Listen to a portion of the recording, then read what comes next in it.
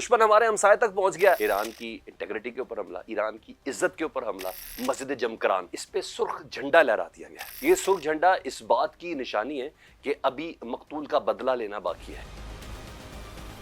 रऊफ हसन साहब जो है सेक्रेटरी इत्तलात है पाकिस्तान तहरीक इंसाफ के, नया मुकदमा है कि इनकी टीटीपी के साथ ताल्लुकात है। आलिया हमजा साहबा गुजरांवाला के मुकदमे में थी, डिस्ट्रिक्ट सेशन जज ने उनकी जमानत ले ली है। सनम जावेद साहबा वैसे बाहर आ गई हैं। यास्मीन राशिद साहबा से मुतालिक बेबस खबर है कि वो शौकत खानम में हैं, इस वक्त अपना इलाज करा रही है।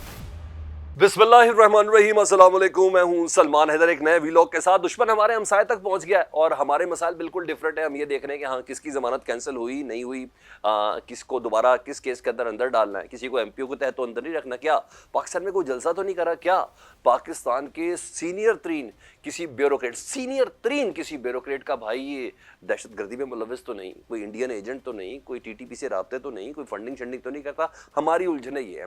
कुछ अहम टॉपिक है जो मैं आपकी खिदमत में पेश करना चाहता हूँ। तो सबसे पहले मैं जरा हमसाए तक पहुंच जाऊँ कि दुश्मन हमारे हमसाए तक आया।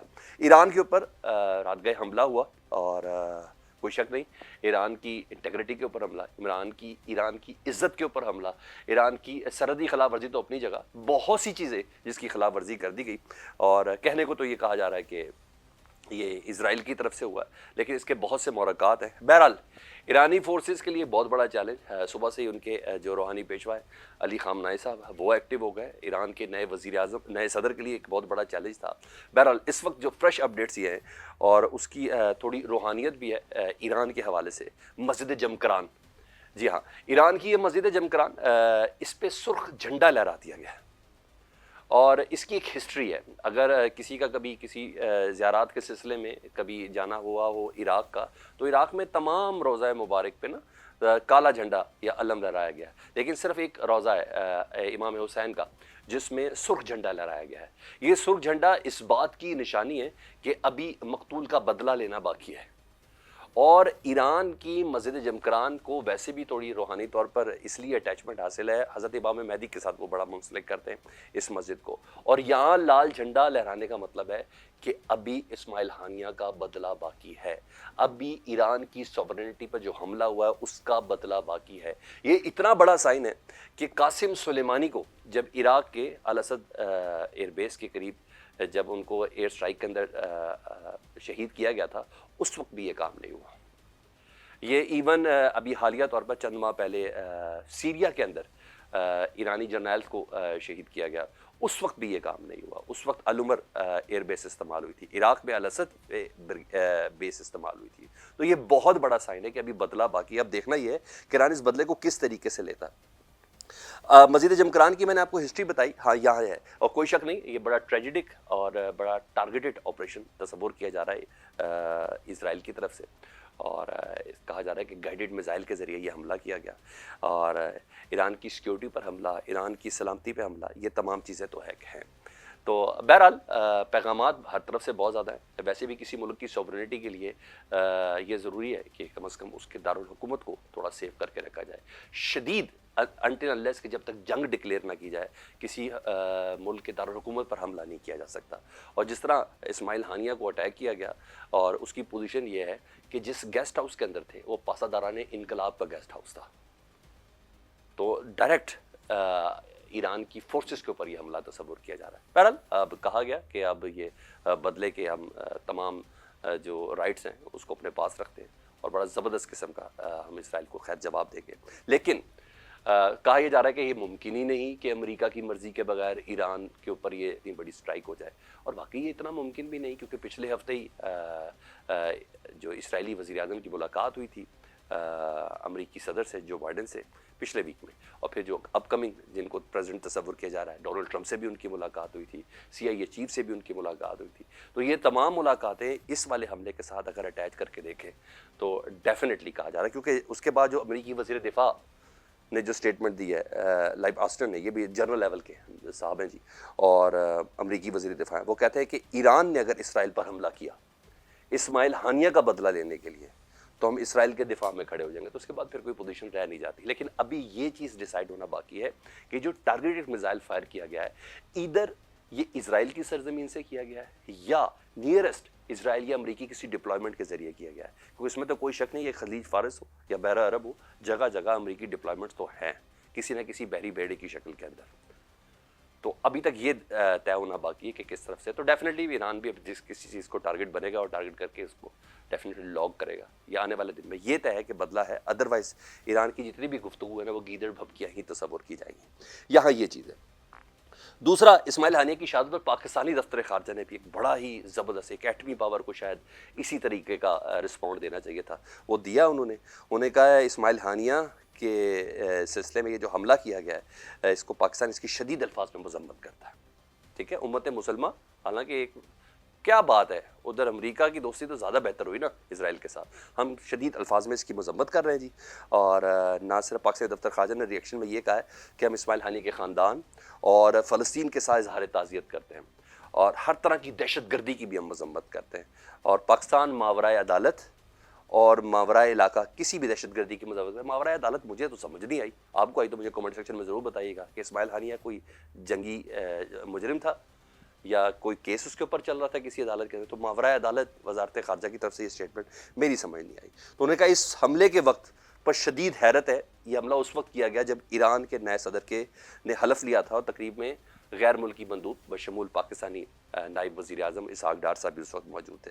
तो यहाँ ये चीज़ होगी, ये है इस वक्त दुनिया के मसाइल। इसराइल बिल्कुल मेरे नेबर में आ गया, बिल्कुल ईरान में आ गया। ठीक है, मुझे अपनी फोर्सेस को, मुझे अपनी ताकत को उस तरफ जाके मबजूल करना है। लेकिन हमारे मसाइल क्या, ज़रा वो सुन ले, हमारे सर पे पहुंचा हमारे मसाइल लेके। भाई कहीं रऊफ हसन मुकदमे में जुडिशल हो गए बाहर तो नहीं आ जाएंगे। तो रऊफ हसन साहब जो है सेक्रेटरी इत्तलात है पाकिस्तान तहरीक इंसाफ के और पाकिस्तान के सीनियर तरीन ब्यूरोक्रेट, यानी उसके बाद अंधेरा है, कुछ है नहीं। फवाद हसन फवाद यानी principal secretary to prime minister, यानी नवाज शरीफ साहब के रहे, उनके सगे भाई भी हैं। उनको जुडिशल कर दिया गया था, पता चल रहा था कि आज उन्होंने रिहा हो जाना, लेकिन जज साहब आज पहुंचे नहीं और फिर कहा गया कि कल शायद जज साहब पहुंच जाएं। लेकिन उस दौरान उनकी नई गिरफ्तारी डल गई। रऊफ हसन के बड़ी मज़ा का केस गिरफ्तारी है सर, और बड़ी इंटरेस्टिंग गिरफ्तारी है। जिसपे गिरफ्तारी डली है उनका यह है कि उनका टीटीपी के साथ मुतल्लिक उनको मालूमात उनके पास है वो लेनी है। सीटीडी उनको लेके चली गई है जी। नया मुकदमा है कि इनकी टीटीपी के साथ ताल्लुकात हैं, तहरीक तालिबान पाकिस्तान के साथ, पाकिस्तान तहरीक इंसाफ के जो सेक्रेटरी इत्तलात हैं उनके ताल्लुकात हैं, और हमने उनसे इन्फॉर्मेशन लेनी है। असला और बारूद खरीदने के पैसे दिए, है ना मज़ेदार चीज़। यानी एंडी ले जाओ यार, या तो गिलास और जग चोरी करने पर पर्चा दे दो किसी के ऊपर, या ये बिल्कुल एक्सट्रीम ही एंड ले जाओ। अब ये देखें, ये कोई और साहब नहीं है, इन्होंने किंग्स कॉलेज से पढ़ा हुआ है, पाकिस्तान के लिए सर्विसेज इनकी बहुत ज़्यादा है। इनके भाई फवाद हसन फवाद, ओ भाई ये तमाम चीज़ें स्क्रूटनी के बाद मिलती हैं। ये तमाम चीज़ें किसी भी शख्स की मुकम्मल तौर पर जिसे कहते हैं स्क्रीनिंग के बाद ये तमाम चीज़ें मिलती हैं। लेकिन इस वक्त ये चीज़ें मैं और आपके चौंकाने देने के लिए काफ़ी हैं। बहरा सीटीडी उनको भी ले गई है। अहमद जंजुआ साहब है जो सोशल मीडिया विंग चलाते पाकिस्तान तहरीक इंसाफ का जी, उनको भी सीटीडी के हवाले कर दिया गया। यानी नए मुकदमात की गिरफ्तारी उधर शुरू है।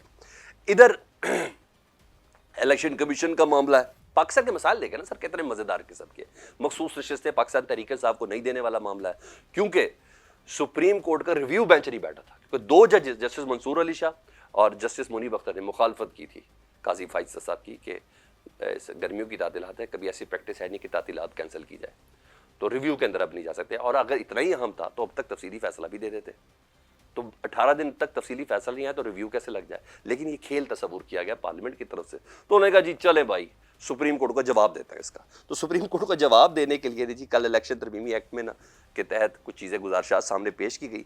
मखसूस नशिस्तें की जो फरिश्ते जो जमा नहीं कराई जाए पाकिस्तान तहरीक इंसाफ के वजह नहीं जमा कराई, उसको किसी तौर पर भी मखसूस नशिस्तें नहीं मिलेंगी। यानी जो सुप्रीम कोर्ट का जो फैसला है उसकी हद तक पाकिस्तान तहरीक इंसाफ को नशिस्तें नहीं मिलनी चाहिए। इसके अलावा जिसने हलफनामा जमा नहीं कराया अपने कागजात नामजदगी जमा कराते हुए, वो भी, और अगर किसी पार्टी का हलफनामा अगर उसने जमा कराया तो वो अपनी पार्टी की एफिलिएशन नहीं छोड़ सकता। यानी पाकिस्तान तहरीक इंसाफ ने सुन्नी जो इत्तेहाद कौंसिल है उसके साथ इन लोगों को तस्वर किया जाए। क्या इसके सुप्रीम कोर्ट का फैसला ये है कि सुन्नी इत्तेहाद कौंसिल बहसियत मवाद पार्लिमानी पार्टी ही नहीं है। तो जिन अफराद ने उस वक्त डिक्लेरेशन जमा कराई थी सुन्नी इत्तेहाद कौंसिल की, अगर वो पाकिस्तान तहरीक इंसाफ के साथ जमा कराना चाहते, क्योंकि सुन्नी इत्तेहाद कौंसिल पार्लिमानी जमात नहीं तो वो करा सकते हैं। तो यहाँ ये फैसला किया गया कि 2017 से इम्प्लीमेंट हो। भाई कैसे हो सकता है, मुझे समझ आ रही, कोई बिजली का बिल थोड़ी है कि मई के महीने से उसके ऊपर चार्ज शुरू हो जाएगा, और ये महीना इस वक्त जुलाई और अगस्त का चल रहा है। बहरहाल इन्होंने खैर अपनी तरफ से बड़ी मज़ाक़ा खेज़ कोशिश की। जितने भी कानूनी माहिरीन से मेरी बात हुई है, देखा ये अजीबोगरीब है। इवन सेक्रेटरी इलेक्शन कमीशन है, वो भी कहते हैं कि नहायत गैर कानूनी और गैर आइनी काम है, जिसको सपोर्ट देने के लिए इलेक्शन कमीशन को शायद सपोर्ट देने के लिए उन्होंने ये सब किया। इलेक्शन कमीशन में पूरी टाइमिंग के साथ चल रही है ना सर। उसी वक्त उन्होंने उन ऑर्डर की तशरीह के लिए सुप्रीम कोर्ट के अंदर जाने का फैसला किया कि जनाब जो बाकी 41 अरकान हैं पाकिस्तान तहरीक इंसाफ, उनको पाकिस्तान तहरीक इंसाफ का डिक्लेरेशन कौन देगा, कौन साइनिंग अथॉरिटी होगा। ये जो टाइम मार्जिन था, इसी दौरान ये कानून साजी का था। 2 से 3 दिन में हो जाना सर। कायमा कमेटी ने पास कर दिया, जिसमें से और मज़े की बात यह है कि कायमा कमेटी में से 4 अफराद ऐसे हैं जिनका ताल्लुक पाकिस्तान तहरीक इंसाफ से है, उन्होंने इसके खिलाफ वोट दिया। JUI ने वोटिंग में हिस्सा नहीं लिया, पीपल्स पार्टी ने कायमा कमेटी में वोटिंग में हिस्सा लिया। तो समझ आ रही है अंडरस्टैंडिंग कहाँ तक पहुँची हुई है सर। ये अब आने दे ज़रा गर्मियों की छुट्टियों के बाद, ये जजेस आज़ाद खुद ही बता देंगे तफसीली फैसले के अंदर कि असल मामला है क्या। बहरहाल उन्होंने अपनी तरफ से बहुत ही बड़ी छलांग मारी कि किस तरह पाकिस्तान तहरीक इंसाफ की अक्सरियत ना बन जाए, उनको वो सीटें ना मिल जाए। तो पाकिस्तान के इन मसाइल में ये है, हाँ कुछ खुशाइंद खबरें भी हैं पाकिस्तान तहरीक इंसाफ की ख़वातीन अरकान के हवाले से। आलिया हमजा साहबा गुजरांवाला के मुकदमे में थी, तो आज डिस्ट्रिक्ट सेशन जज ने उनकी ज़मानत ले ली है और सनम जावेद साहबा वैसे बाहर आ गई हैं। और यास्मीन राशिद साहबा से मुतल्लिक में बस खबर ये है कि वो शौकत खानम में हैं इस वक्त, अपना इलाज करा रही हैं। दुआ ये है, उन्होंने अपनी सज़ाएँ बहुत ज़्यादा भुगत ली है, अपनी सेहत, उम्र और जो कुछ भी उनके ऊपर इल्ज़ाम है उसके हवाले से उनकी ज़मानतें उधर हो जाएँ। तो बहरहाल यहाँ ये पोजीशन चल रही है। लेकिन सब में एक और इंटरेस्टिंग खबर जो मेरे पास और है, जो आपके साथ शेयर करना बड़ा ज़रूरी है। कल से ना इंटरनेट बड़ा प्रॉब्लम कर रहा है और ख़बरें जो चल रही हैं सोशल मीडिया की जो खबरें, उस पर यह कि फ़ायरवॉल इंस्टॉल किया जा रहा है और इस फायरवॉल के ज़रिए इस बारी PTCL के ऊपर इसकी पूरी प्रैक्टिस की जा रही है। तो लेकिन कुछ कह रहे नहीं, इंटरनेशनल ट्रैफिक भी इतनी ज़्यादा होगी जिसकी बिना पर पाकिस्तान में बहुत ज़्यादा इंटरनेट इस्तेमाल हो रहा है। लेकिन मैं एक सरासीमी की पूरे माहौल के अंदर फैली हुई है, यार हम किधर जा रहे हैं। हमने सब बंदियाँ करनी है इसराइल के ख़िलाफ़, हमने अपने मौक़िफ़ को तगड़ा रखना है अपने दुश्मनों के ख़िलाफ़। हम अपने मुल्क के अंदर से दहशतगर्द ढूंढ रहे हैं, हम अपने मुल्क के अंदर ही लोगों की ज़मानतें कैंसिल करना चाहते हैं, हम अपने मुल्क के अंदर से ही TTP का राब्ता देखना चाहते हैं। अब हम इन चीज़ों के अंदर लगे हुए हैं ना। मज़े की बात, हमारी एनर्जी ड्रेन किधर हो रही है। हाँ, एक बड़ा ज़बरदस्त वज़ारत दाखिला ने काम किया जो आपके साथ शेयर करना ज़रूरी है।